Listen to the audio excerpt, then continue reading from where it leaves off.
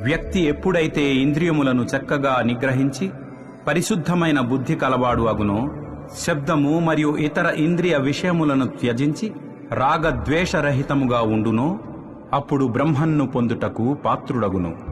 అటువంటి వ్యక్తి ఏకాంతమును ఇష్టపడతాడు, మితంగా తింటాడు, శరీర మనోవాక్కులను నియంత్రిస్తాడు, నిత్యము ధ్యానములో నిమగ్నమవుతాడు మరియు వైరాగ్యమును అభ్యాసం చేస్తాడు.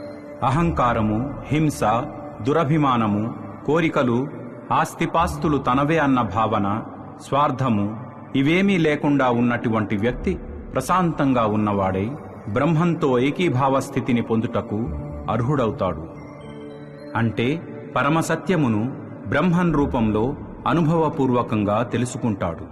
పరబ్రహ్మంతో ఏకీభావ స్థితిలో ఉన్న వ్యక్తి మానసికంగా ప్రశాంత చిత్తముతో ఉంటాడు.